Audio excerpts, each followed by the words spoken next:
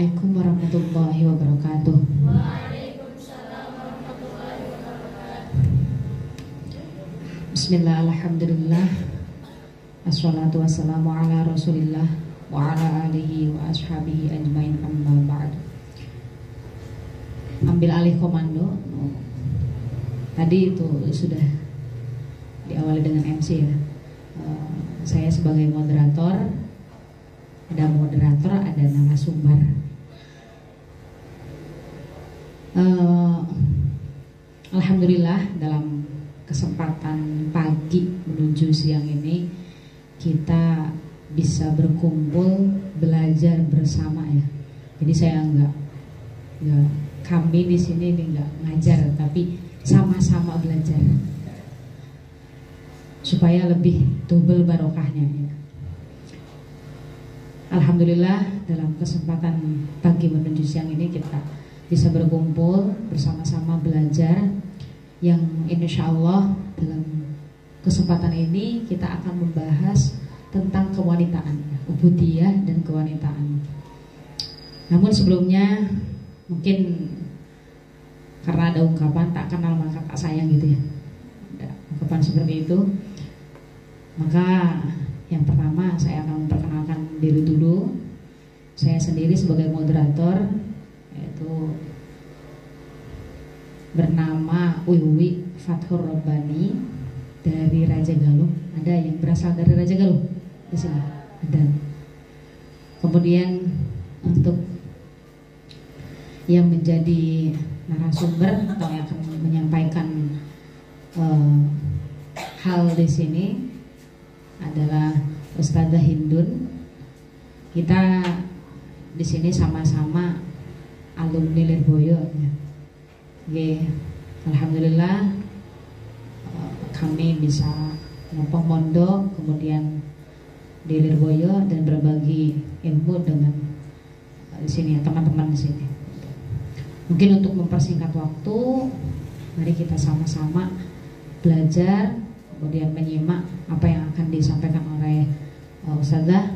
Silakan yang perlu dicatat, nanti dicatat. Kemudian untuk nanti barangkali ada kemuskilan, itu apa pertanyaan silakan ditanyakan. Oke, untuk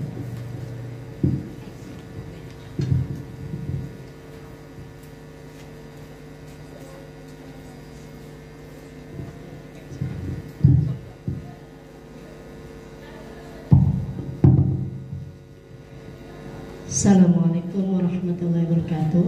Waalaikumsalam warahmatullahi wabarakatuh. Tiasa Sunda, bilih Jawa gitu. Punten sata acana tujuan abdi kadieu nya belajar, urang sareng-sareng belajar, mengulang. Kalau ibarat saya itu mengulang terus pelajaran yang sudah diajarkan, biar tidak lupa, karena setiap orang tuh kalau sudah lama tidak belajar nanti akan lupa. Jadi mudah-mudahan saja dengan saya datang ke sini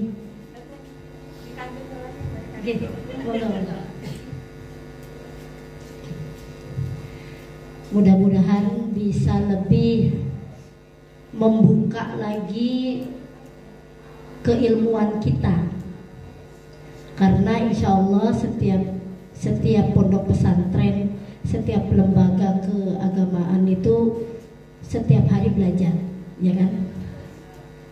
Yang jadi pertanyaan saya awal adalah di sini, di pondok ini ada pelajaran khusus ini? Ada khusus kitabnya yang dipegang Uyun itu berarti sudah ada. Siapa pengajarnya? Yang mana? Cowok. Wow. Berarti Papa gak ngajarnya? Oh ya. Hebat. Seperti dia yang tahu ya. Padahal kan beliau tidak merasakan yang namanya head. Jadi jangan kalah dengan beliau, apalagi kita yang merasakan head. Betul nggak? Langsung saja, bismillahirrahmanirrahim.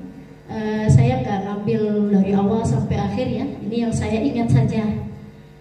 Namanya haid.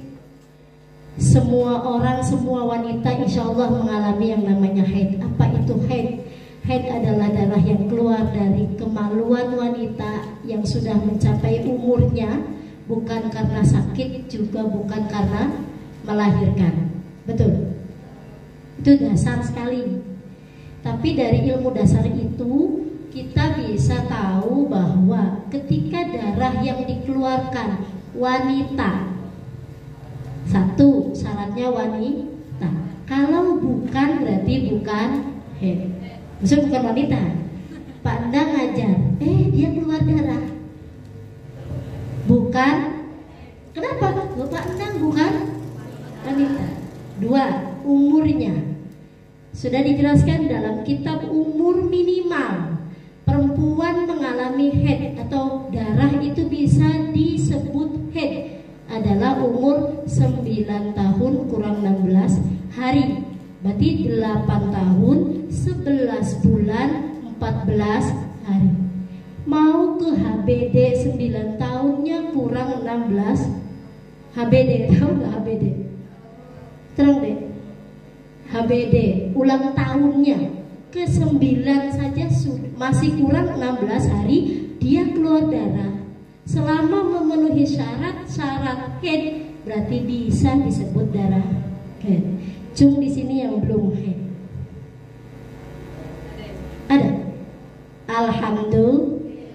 Alhamdulillah itu anugerah karena memang ada perempuan yang tidak mengalami haid tapi biasanya ya karena ada yang luar biasa. Biasanya kalau perempuan nggak haid itu susah punya anaknya atau bahkan tidak. Jadi kita semua sudah merasakan haid, insya Allah urang teh kete gaduh putra.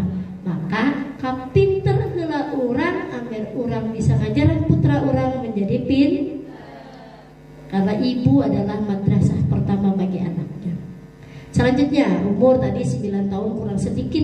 Ayeuna 9 tahun kelas 3 SD. Bayangkan kelas 3 SD sudah mengalami haid. Apa dia tahu?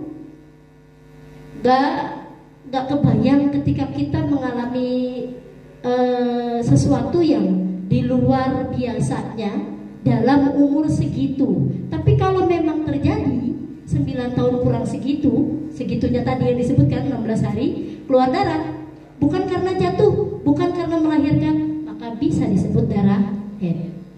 Bukan karena jatuh. Kalau jatuh dari sepeda, ini ketepatan anak saya sendiri jatuh, dari situnya keluar darah. Betulan ini sendiri anaknya yang mengalami jatuh. Lagi main jatuh, dari situnya keluar darah. Dibawa ke klinik harus dijahit. Itu bukan darah karena jatuh. 1, 2 karena umurnya belum mencapai.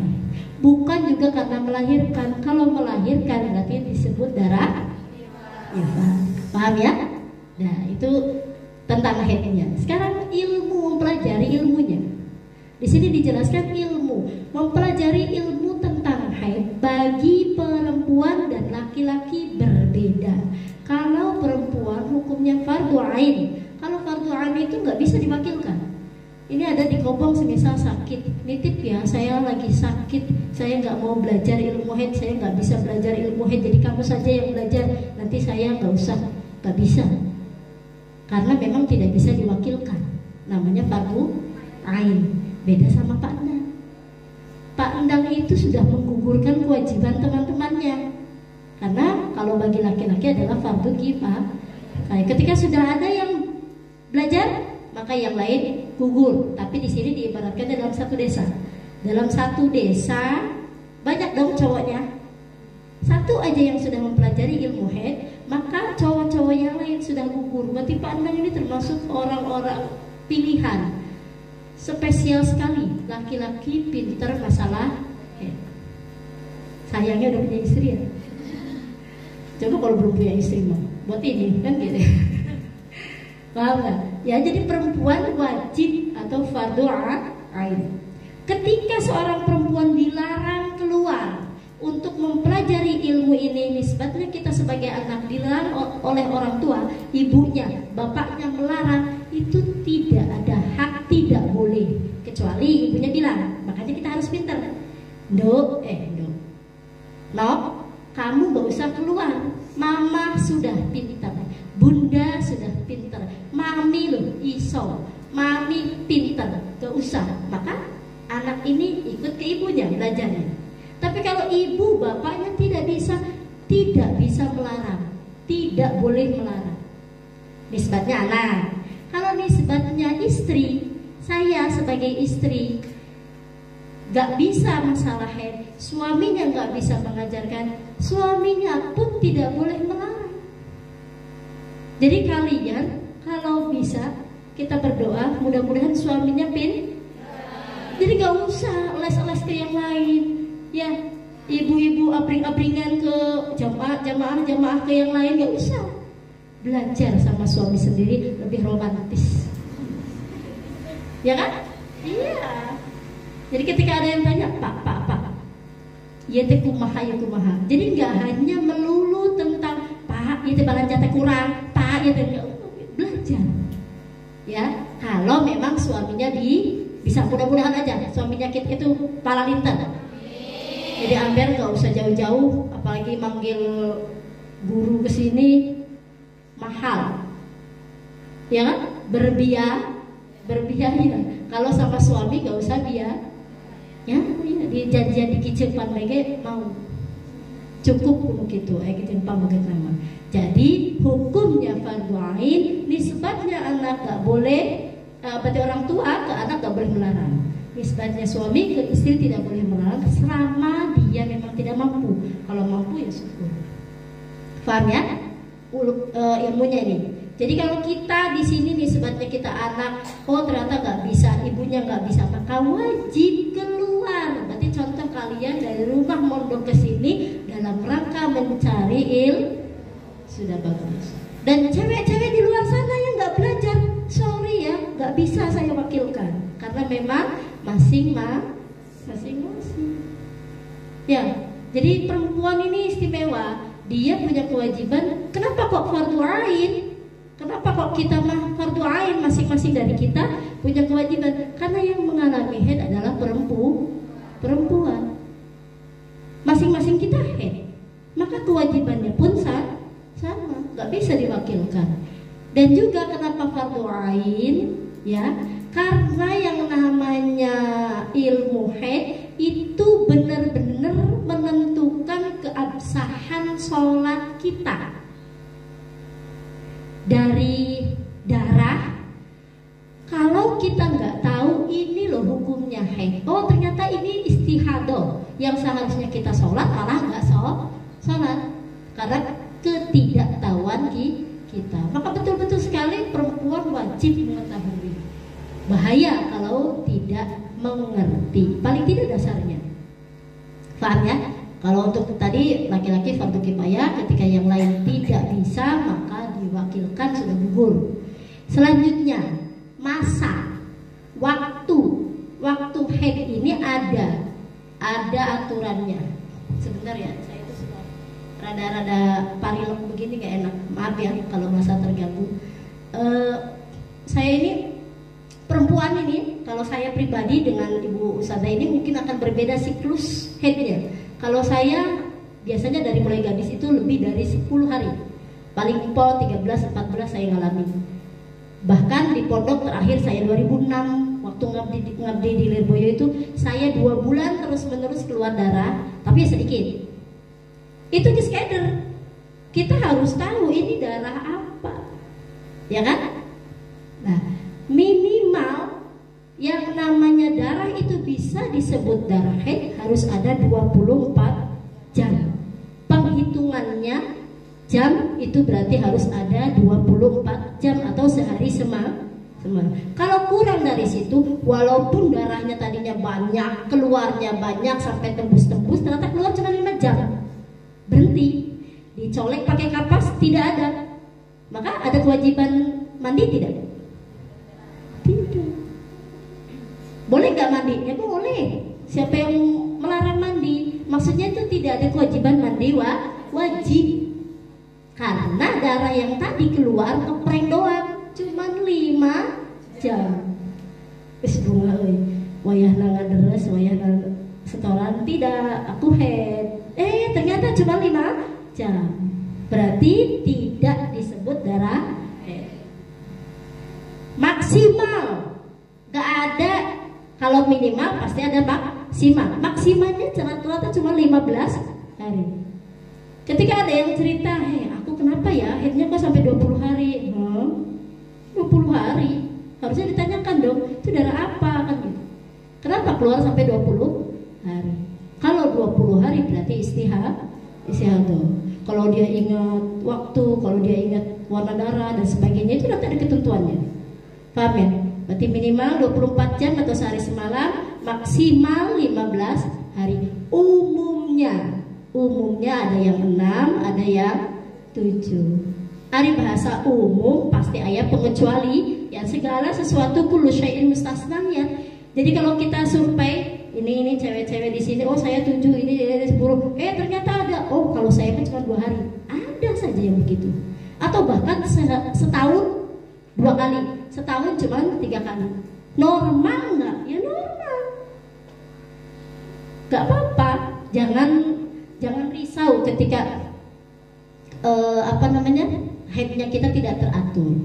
Contoh tadi sebelum kesini kan saya ketepatan setiap minggu itu ada jadwal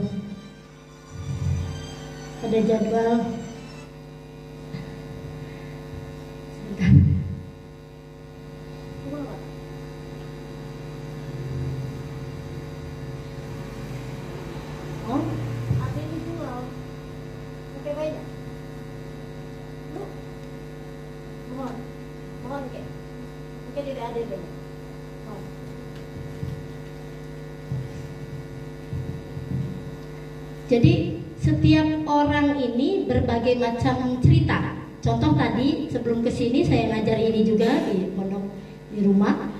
Ada anak nanya, Bu, saya Januari head, tapi ternyata sampai Maret saya belum head. Normal enggak? Ya normal saja.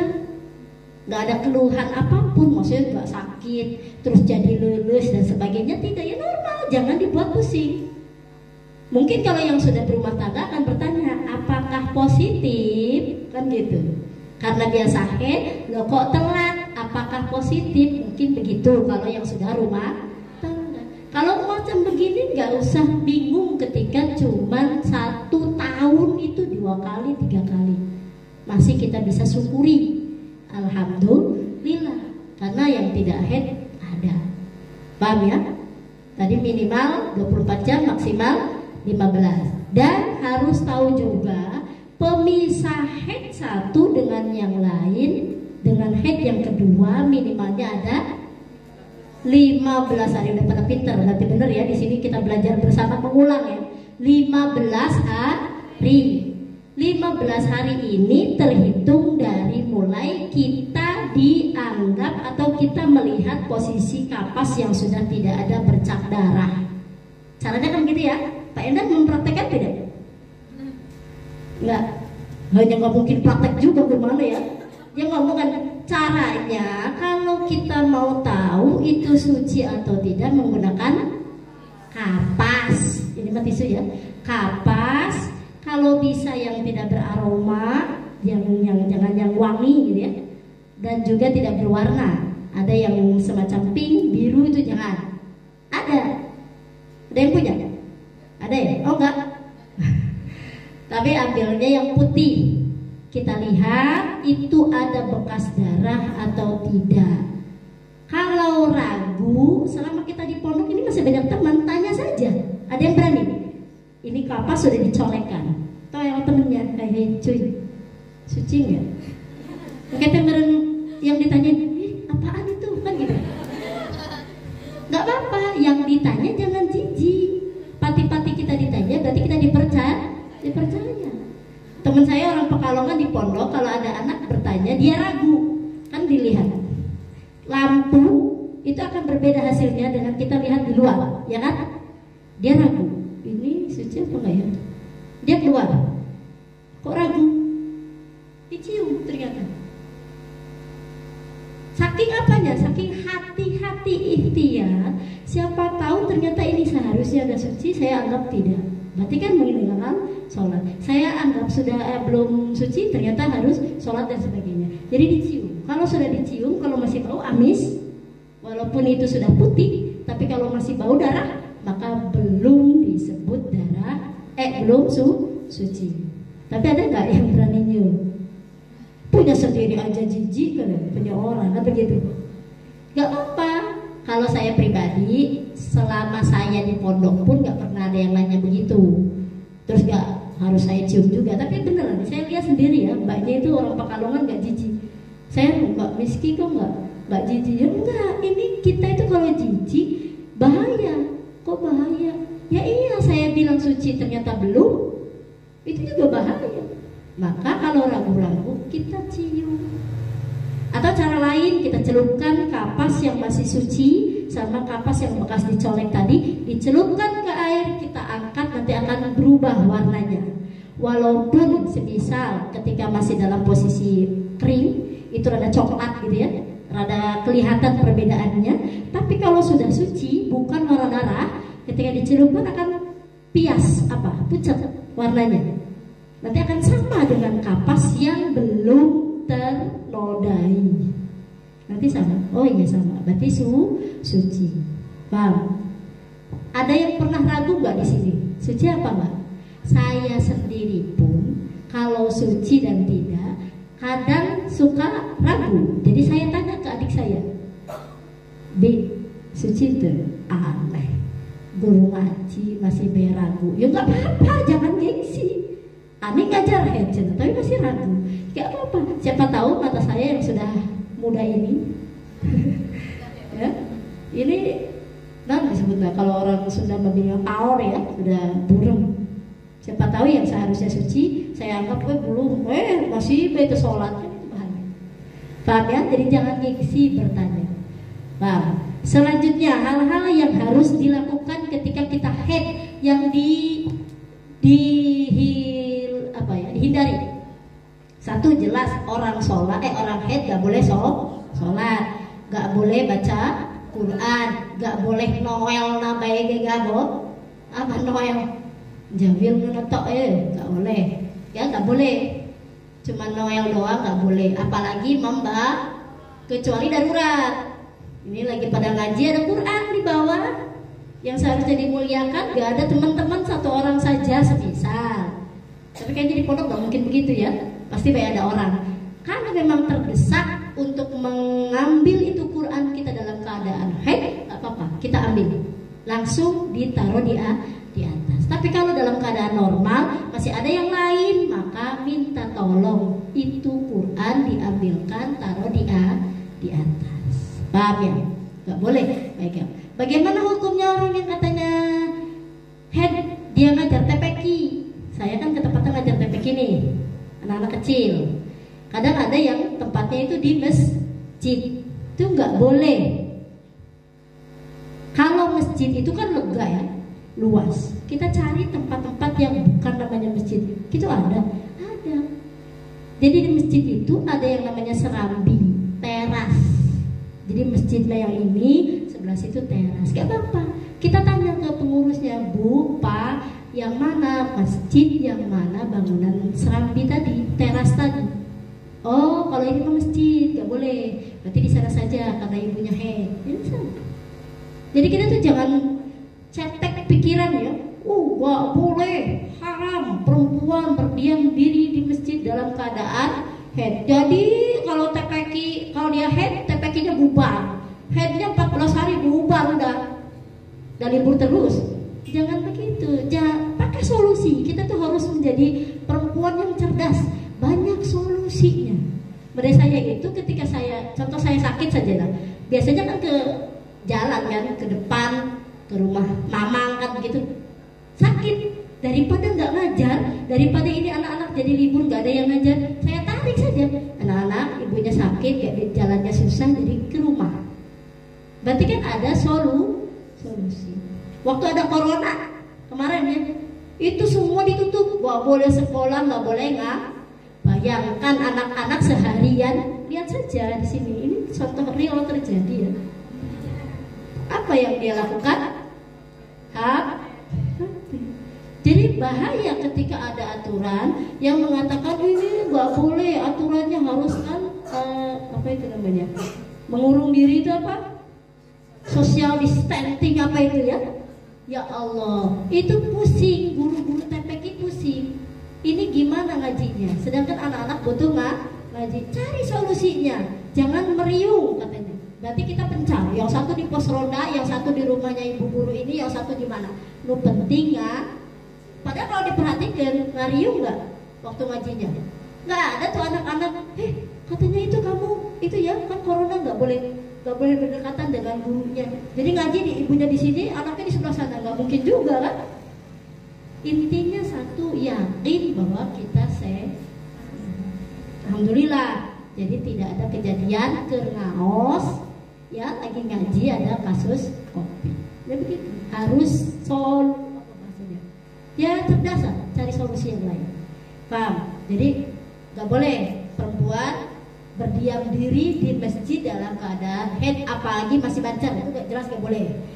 Kalau lewat doang gak apa-apa, tapi tetap syaratnya tidak boleh ada rasa khawatir netes darahnya.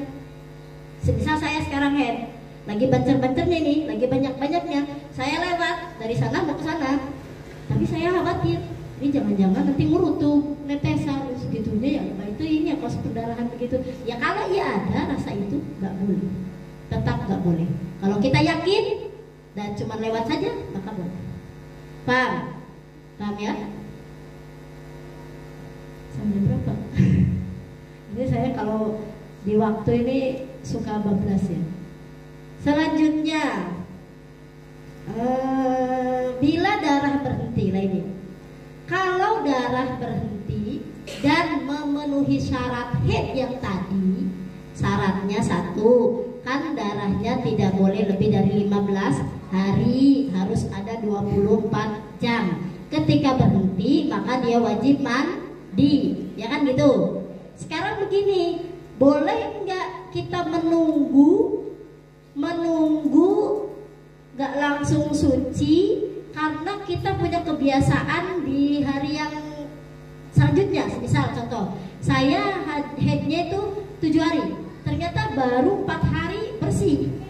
Boleh nggak saya tunggu? Dan biasanya juga saya mau 7 hari, masih ada 3 hari lagi. Jadi ntar mandinya, boleh nggak? Boleh? Boleh nggak? Nggak boleh. Ya, nggak boleh. Enak sekali. Bisa ada 3 hari cuy, lumayan 3 hari loh. Ya nggak bisa. Jadi harus seketika langsung suci. Kecuali begini ceritanya, malam habis kegiatan. Kalau malam di sini jam berapa? 11. Wih, bagus, jam 11. Jam 11 malam mau tidur, biasa cewek-cewek ke kamar mandi ya? Itu ngapain sih? Sama. Saya juga dulu gitu, obring-obringan, dasiun. Jam 11, ayo ke kamar kan? Ternyata aku suci. Nah, boleh nggak menunda sampai nanti wayah pagi rame, bukan jam genap. Boleh ditunda sekira tidak melewati waktu sholat. Jam 11 malam pada waktu isya. Kita taruh subuhnya jam 4. Berarti sebelum jam 4, taruh jam 3, kita bangun, mandi, boleh. Tapi kalau ternyata semisal cina waktunya itu sampai melewati batas sholat wajib, hukumnya dosa. Nggak boleh. Jadi saya suci jam 1 siang, paling pol jam 3 zuhur itu. Ntar saya ngaji dulu aja, Eman katanya itu Pak Ustadznya ganteng mau ngaji, jadi saya mau ikutan. 14 jam 3 lewat baru bubar, belum sholat karena belum hukumnya nggak boleh. Berarti segera mandi dan bisa melakukan aktivitas yang lain. Kalau dalam puasa Ramadan semisal malam suci maka boleh niat wudhu, niat puasa dulu nggak apa-apa ya. Khawatirnya nanti kalau udah pagi lupa nggak niat maka tidak sah, kan begitu, paham nggak? Ya, jadi nggak apa-apa menunda itu nggak apa-apa, tapi sekiranya tidak melewati batas sholat yang wajib tadi. Nah, kalau pagi jam 6 subuh bukan, udah lewat ya. Jam 6 mau sekolah, mandi jam 6, belum mau suci. Tapi ini buru-buru mau masuk, jadi ntar aja lah mandi sucinya. Mau zuhur, boleh nggak? Boleh saja. Karena apa? Karena dari jam 6 sampai zuhur ini tidak ada kewajiban sholat duha. Masa sholat duha wajib itu karena aturan pondok. Sejatinya sholat duha adalah sunnah, nggak apa-apa. Lu nanti melanggar ya bilang saja saya belum suci. Di sini wajib ya? Wajib, bagus. Ahli ibadah semua berarti ya. Selanjutnya, nah ini apabila sebelum mandi lah ini ya, udah tahu suci, kita mau mandi, kita belum mandi tapi mau makan, kita mau kegiatan yang lain, mau tidur, ini disunahkan berwudu, ya, berwudu, disunahkan berwudu. Nanti niatnya itu adalah nawaitul wudu'a al-masnuna lillahi ta'ala. Kalau memang belum mandi, karena memang nggak bisa belum mandi berarti hadasnya masih ada, dia niat wudu dilongkir hadas, ya jelas nggak bisa. Hadas besarnya saja belum hilang. Apabila melakukan mandi setelah darah berhenti, maka apabila belum melakukan mandi setelah darah berhenti, maka semua hal-hal yang diharapkan ketika haid masih tetap berlaku. Nggak boleh sholat, nggak boleh puasa, ini masih tetap berlaku karena belum mandi, kecuali talak, kecuali berjalan di dalam masjid, toharoh dan puasa. Itu contoh tadi puasa, bahasa puasa ini niatnya ya, maksudnya ya, gak apa-apa. Ada yang mengatakan begini, semisal kita suci jam 4 sore, suci haid, ternyata di dalam puasa. Ada yang mengatakan boleh tetap karena tidak dianggap puasa kan, masa ada jam 4 sampai maghrib puasa kan, gak ada. Tapi lebih baiknya ngekar itu menjaga, mengikuti ataupun menghormati orang puasa, maka dia tidak boleh makan dan minum kan gitu. Tapi ada yang mengatakan karena statusnya dia itu hari itu dianggap bukan puasa karena mulai berhentinya jam 4, maka boleh. Ada yang mengatakan tetap boleh makan, tapi syaratnya ya tidak boleh di depan orang lain dengan dalam rangka menghormati tadi. Paham ya?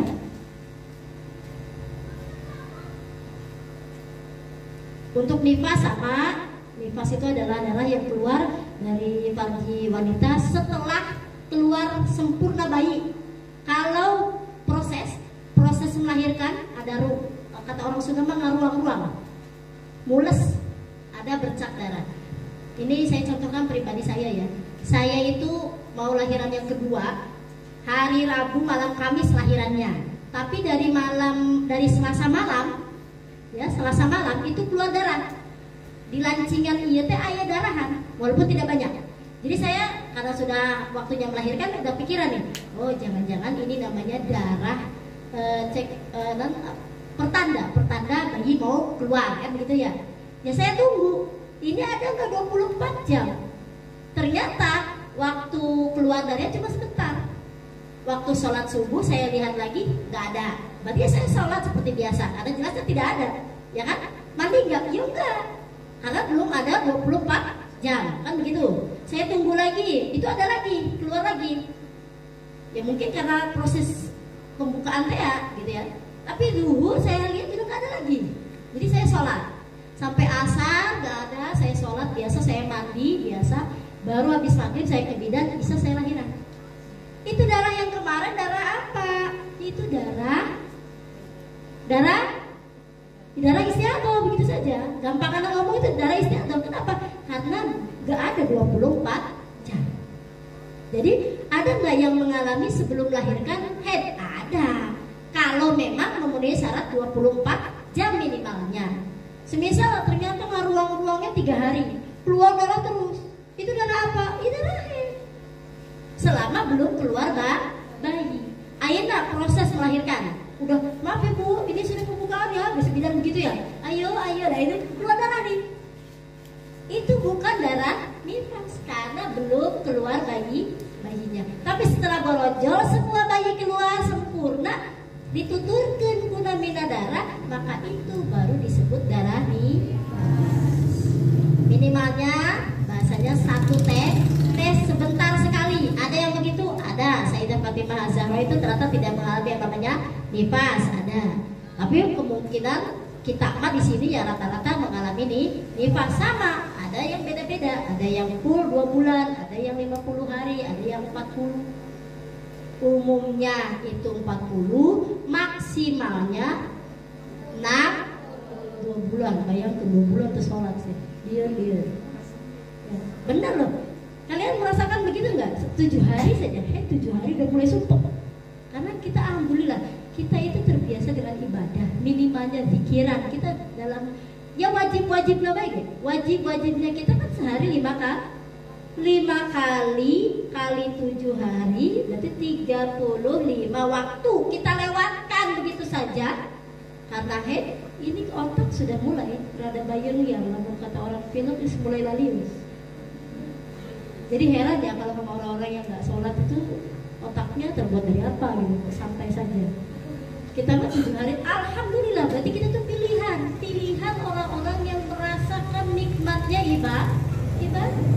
Ayo tadi pas 40 poin cuy itu sholat, ayo sia, lir. Ya, makanya ada bahasa baby blues, ya. Baby blues apa? Baby blues orang habis melahirkan ada yang ngalamin. Rencana saya itu ya. Habis melahirkan itu anak bayinya nangis ngear bayi jadi kumaha-kumaha. Dia diam. Ditanya itu dia nggak menjawab apa-apa. Itu bahaya. Itu harus ke dokter.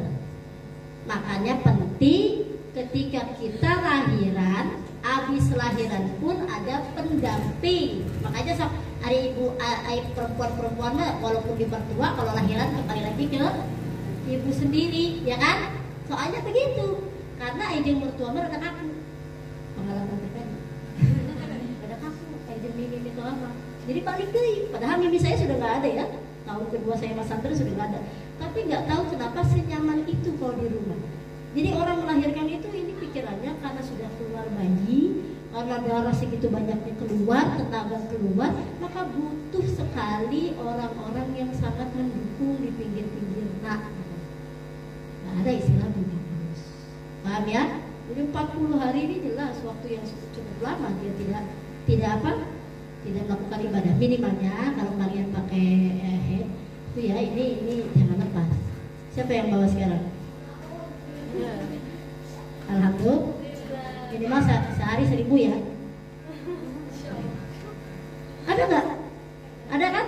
Bagus ya. Minimal 1.000. Yang head yang suci apalagi yang head. Yang head ini ya itu bahasanya karena kita terbiasa sholat menjadi tidak sholat, ini loh otaknya itu rada-rada sensi, bener gak? Kok gitu sih? Biasa aja dong lagi halaman ya. Itu emang betul. Perempuan tuh sensi sekali ketika head. Maka penting rohaninya kita tetap terjaga. Minimalnya ini da urang mah cenah lain ngapalkeun bismillahirrahmanirrahim begitu. Ini boleh nggak kalau kita pamerkan? Boleh. Ibadah yang tetap berpahala hanya sholat. Pamer. Jadi kita tuh kalau buka kudu pamer iya maksudnya mah, ya. Jadi kan dari saya di bawah ya, saya pamerkan. Nggak apa-apa, kita tidak apa-apa. Tetap berpahala. Jadi kalau yang lain kan tidak boleh ya dipamerkan, ya nggak boleh. Kalau sholawat tetap masih bisa berpahala. Jadi wayahna kalau head ininya jangan putus. Nah, sudah ya? Cukup nggak? Cukup nggak? Hah? Nggak ada yang mau bertanya. Saya kemarin malam Sabtu sampai episode ini diberhentikan aja, Bu, cepetan waktunya sudah lewat. Malam ketepatan. Mulainya jam 8, bubar setengah 11. Ini tadi mulai kita jam 10 ya, berarti bubar maghrib. Di demo nanti sama orang-orang ini pelajaran apa katanya ya sampai segitu lamanya. Tapi memang betul kalau perempuan mah berbagai macam masalah bisa jadi masalah. Yang biasa bisa jadi luar biasa. Ngarang aja. Pertanyaannya kadang bisa juga di karang-karang. Bagaimana hukumnya orang yang mengalami haid atau keluar darah 100 hari? Larang sekali, ada nggak gitu kan? Ya tapi masih bisa ditanyakan, masih bisa. Paham ya? Itu nifas. Sholat yang dikodol ini. Kalau dalam istilah kita ja'al mane sama Pak Endang bilangnya apa? Ja'al mane sama zalal mane. Itu datang dan perginya itu datang dan berhentinya. Ja'al mane pertama datangnya haid. Kalau memang di waktu sholat dan cukup untuk melakukan wudhu, melakukan sholat, maka sholat itu wajib Contoh, masuk duhur jam 12, kita haid jam 12 lebih 10 menit. 10 menit cukup nggak? Ya cukup dong.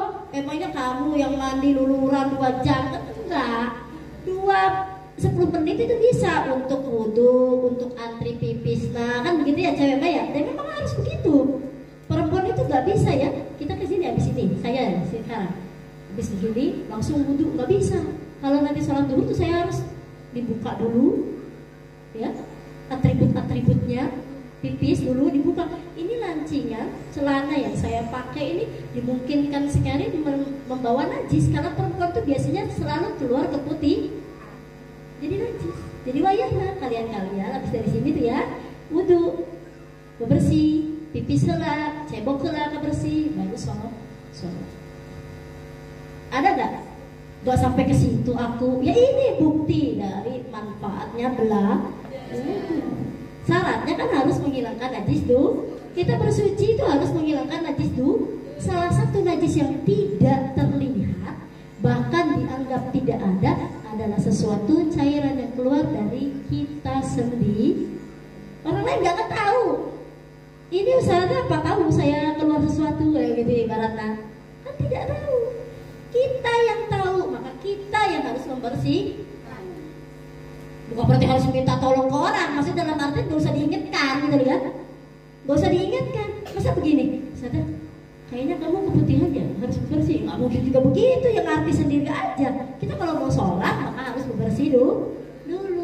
Lancingan yang tadi dipakai dicopot. Paham ya? Makanya kalau di pondok kami itu, ketepatan saya sama ini itu satu pondok, satu kan di Lirboyo itu beberapa unit ya.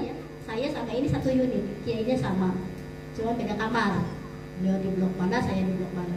Tapi ya ini jauh sekali umur saya sama beliau beda sekali. Ini kok masih unyu-unyu.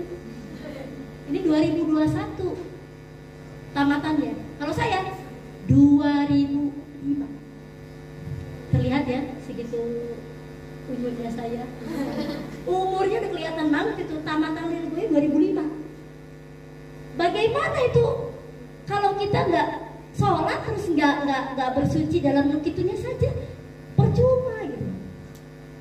Karena setiap perempuan tuh pasti yang namanya mengalami keputih najis itu, maka harus dicopot celana dalam, dicopot. Kalau pakai kolor apa namanya? Gitu ya, copot. Nanti pakainya yang atasannya, yang di luarnya saja. Kalau di model ini kan gamis ya, kalau ini kan tidak. Ini yang handapnya itu roknya dibuka kadang. Kalau di pondok tuh begitu, diganti pakai sarung sholat khusus. Kalau di pondok saya itu kebiasaannya mungkin ya diajarin di bahulana teh. Dari sajadah ini ada saja apa saja yang ada di dalam sajadah, mukena, apa itu sarung sama anduk sholat. Begitu nggak di sini? Enggak, lo kok beda? Nggak begitu? Berarti di sajadah apa saja? HP? Enggak kan? Apalagi foto, nggak ada. Jadi gitu tujuannya. Kalian setiap harinya pakai gamis? Gamis setiap harinya. Nah, begini, kalau pakai gamis, wayahna ya. Kalian itu kan karena di sini kita itu masih berinteraksi dengan dunia luar. Kalau di pondok saya, yang najis itu khusus benar-benar di kamar mandi. Semuanya sudah suci. Halaman suci, kita ketemu ke dapur suci, kita ke tempat makan suci, ke kantin suci, semua suci.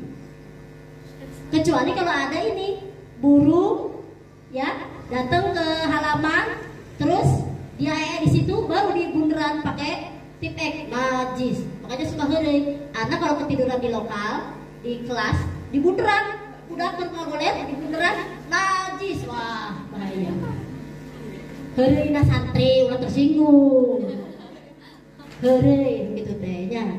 Itu sakingku di pondok saya sudah semua suci, tapi tetap kalau kalian di sini semisal di sini ada ayam nggak masuk? Oh nggak ada.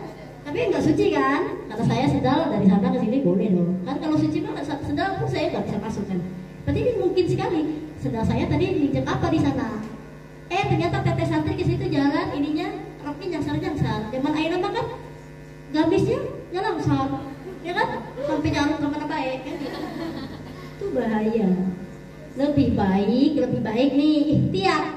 Copot saja, ganti khusus sholat. Aduh ribet teuing. Biar tidak ribet, kalian lebih prepare, ininya sering nyicing, ulah jangkung teuing. Ya, coba berdiri deh. Berdiri sebentar. Yang terang, roknya sampai satu maha. Ini seragamannya. Loh, itu ada nyangsarnya itu. Ya, itu perlunya. Terus itu kerudung. Kalau kita duduk, ya, kerudungnya rada lembrek ke lantai. Itu juga harus diperhatikan. Paham? Kita duduk. Ya, nggak boleh. Kita itu harus lebih ikhtiar lagi. Santri, kalau jadi santri mah, ibarat kata perempuan yang di luar sana dia nggak tahu sholat apa enggak lah. Kita mah tahu, wajib sholat, wajib ikhtiar dalam keadaan bersucinya. Segala sesuatunya harus suci. Ada yang di sini yang biasa ngimami, ngimam, menjadi imam, nggak apa-apa, sombongan aja gue. Oh isi itu, itu keluarganya ya? Bukan, masih saudara sama Pak Kiai, bukan? Oh ustadzahnya. Nah Bu Ustadzah, jadi ketika kita mengimami, kudu benar-benar bisa menjaga apa yang kita pakai. Hari mukena jelas suci, pati-pati dipakai suci, sajadah ini baju tadi baju. Komo sok asuh, cuma di dia masih sok asuh. Putra kiai yang gitu ya. Datang lagi pempesna tembus, itu bahaya. Kan? Ya. Terus kalau diingatkan sama teman, contoh menutupi aurat, ya. Kalau sholat menutupi aurat, karena aurat itu kalau perempuan dalam sholat semua tubuhnya kecuali wajah dan sini pakai mukena langsungan apa potongan? Bagus, langsungan. Begini apa begini? Hah? Kurang itu. Nawar dikit tuh. Ya.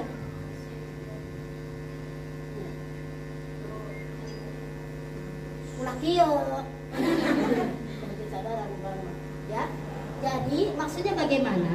Kita itu kalau memakai mukena karena seluruh tubuh kecuali telapak tangan dan muka ini yang boleh dibuka, tapi kita tidak bisa nyirian muka kita itu sebatas mana. Maka kalau dagu ini bukan muka, dagu itu harus di leher ini harus ditutup, sedangkan leher tuh kesininya kan kita nggak bisa nyirikeun pas leher, pas dagu, maka dilebihkan. Itu hukumnya wajib. Ini tangan, mukenanya ada ininya nggak segitiga, ada talinya?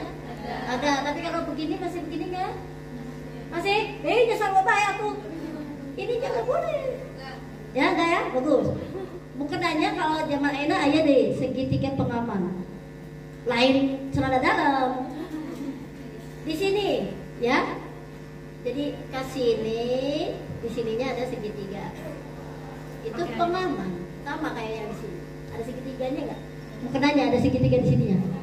Oh bagus, betul berarti. Tapi ya itu khawatirnya yang begitu geus ngarti cenah. Ari kitu dina nu kieu ya. Rambut aya nu nyucu. Wah. Sarota nggak boleh. Itu teh rambutnya ayeuna kita jadi imam nih, makmumnya belakang. Allah Akbar. Dulu itu si teteh rambutnya ketempok. Kumaha hukumna? Ya harus diingatkan. Gak boleh diingatkan teh. Kamu imam. Ayeuna diingatkannya setelah sholat. Tadi sholatnya santai. Nyante makmum mending sakieu. Kalau contoh saya dulu ngalamin tuh, saya ngemakmum sama ustazah, ternyata ustazahnya pernah lagi gendong incuna pak kiai, acukna aya najisan 750 orang kudu mengulang. Diumumkan dia disorak sa pondok. Masih milih disorak di pondok daripada disorak di akhir. Tanggungannya begitu. Jadi ketika kita ngimami, kalau kita tidak hati-hati, maka hukum dosa dan tidaknya makmum ada di kita yang jadi imam. Jadi jangan dikira jadi imam temecak, nah, karena dia menanggung apapun yang dilakukan oleh makmum. Tuh, ini rambut ya, tangan, ini orang nggak boleh kelihatan. Makanya saya tanya tadi pakainya mukena potongan atau tidak. Di pondok saya itu masih pakai potongan karena begini ya. Kalau di setiap pondok, setiap lembaga itu beda-bedanya. Ada yang juga punya prinsip tuh begini, punya prinsip bahwa uyuhan budak teh daek masantren. Jadi ketika mau dibuat, kamu harus ganti mukenanya, ini punggung maten. Ada gitu ya. Jadi saya bilangnya bukan tidak sah ketika kita menggunakan mukena potongan, tapi prepare-nya harus lebih ya kan? Paham nggak? Sudahlah, pemaham.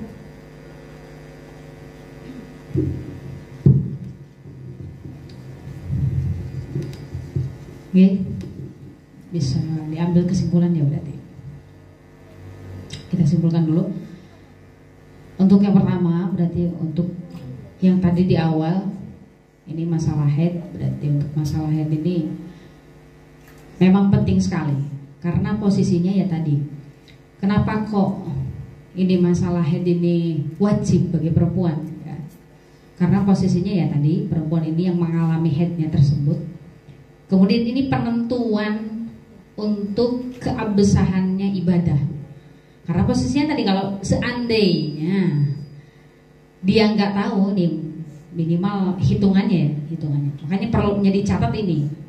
Kalau seandainya tidak tahu, ini posisinya dia, apakah dia dalam keadaan suci atau dalam keadaan haid, kan seperti itu. Nah jadi tadi untuk masalah haid ini keluar dari perempuan, dan itu memang kebiasaannya atau kodratnya, bukan karena sakit atau apapun ya, seperti itu. Kemudian untuk umurnya tadi adalah 9 tahun kurang 16 hari kurang sedikit, atau 8 bulan 8 tahun 11 bulan 14 hari ya, seperti itu. Sehingga ketika ada anak-anak ya, ini kurang keluar darah, kurang dari segitu, otomatis dia bukan disebut dengan darah haid, tapi darah fasad ya. Kalau di situ di kitab darah fasad. Atau misalnya ada ukuran, kalau yang lanjut usia atau lansia itu ada usia menopause. Menopause itu usia yang noponikum lanjut atau kebiasaannya sudah tidak keluar darah. Itu biasanya umur 62, 63, ada di kitab. Pernah baca nggak? Ada yang paling ada yang sudah ya segitu. Nah, tapi ini tidak menutup kemungkinan sudah umur segitu tadi menopause itu tidak mengalami haid, tetap bisa jadi kalau seandainya ada ciri haid atau masuk ke syaratnya haid itu. Itu untuk umurnya. Kemudian untuk masalah ini maksimal minimal ini yang perlu sangat sekali dicatat, atau ya ini minimal diketahui yang ini. Untuk masalah haid tadi itu minimalnya 1 hari 1 malam ya. 1 hari 1 malam ini atau 24 jam, dan 24 jam ini yang penting dalam cangkupan 15 hari. Karena nggak mungkin kan sekarang tadi 1 hari 1 malam itu keluar terus, ya nggak mungkin kan, pasti ada berhentinya. Kalau 24 jam otomatis kan tadi kan sehari semalam seperti itu. Nah ini nggak mungkin. Akhirnya yang namanya 24 jam ini juga apa tadi diuraikan dalam waktu 15 hari. Yang penting dalam cangkupan 15 hari itu. Misalnya hari pertama 5 jam, hari kedua 3 jam, terus saja. Otomatis meskipun nanti keluar darahnya 1 minggu, ini kalau seandainya kurang dari 24 jam, ini bisa jadi tidak disebut dengan darah haid. Paham ya? Di situ ada. Kemudian untuk tadi nopo minimalnya 1 hari 1 malam, kemudian umumnya 6 atau 7 hari, kemudian untuk maksimalnya 15 hari. Ketika lebih, otomatis ini bisa dimasukkan ke istihadah. Kemudian untuk minimalnya nopo niku, minimalnya suci itu 15 hari, 15 hari 15 malam. Untuk nopo niku, untuk maksimalnya tidak ada. Jadi kalau ada wanita, perempuan ini keluar darahnya atau mengalami haidnya 2 tahun sekali, atau ya tadilah lama seperti berbulan-bulan tidak haid, kemudian haid hanya berapa hari, ini jangan aneh. Tuh, memang dia seperti itu gitu. Kemudian untuk tadi masalah keharaman cek dulu ya, masalah cek darah ini wajib, karena tadi untuk menentukan apakah dia sudah suci. Dan ini perlu diketahui, yang namanya suci itu setelah tidak adanya darah, bukan setelah mandi. Jadi kalau seandainya tadi dicontohkan Ustazah, berhentinya atau ketika mau tidur ini ke kamar mandi dulu, dicek ternyata sudah tidak ada. Nah ini boleh nanti ditunggu mandinya sebelum subuh, boleh seperti itu. Jadi yang namanya suci itu adalah ketika sudah tidak ada bercak apapun ketika dicek di kapas itu, bukan setelah mandi. Kemudian ini untuk masalah keharaman, ya tadi sudah disebutkan, bisa dibaca di situ di kitabnya. Tidak baca Al-Quran, kemudian dan sebagainya, itu yang ada di situ.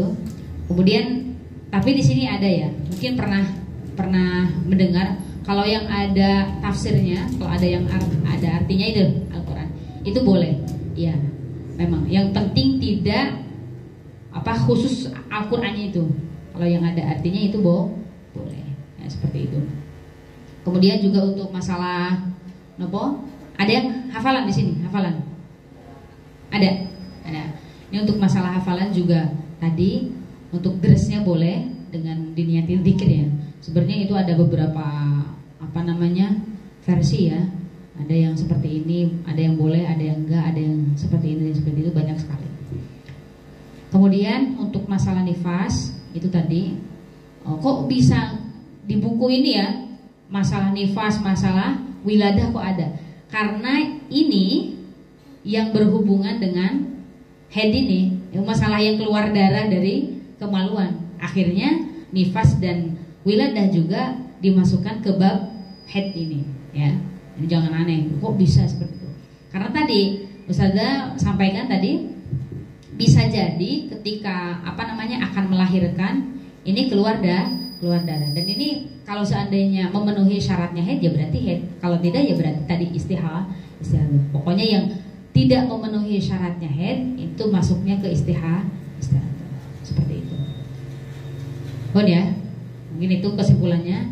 Yang penting dicatat. Makanya itu yang pentingnya dicatat itu supaya kita tahu mana. Ya coba saja seperti ini. Saya contohkan. Kalau seandainya kalian sudah punya pengadatan, ya pengadatan haid biasanya 7, 6, 5, 8. Otomatis ketika misalnya dia keluar darah sampai berapa bulan, ini dia tidak aneh.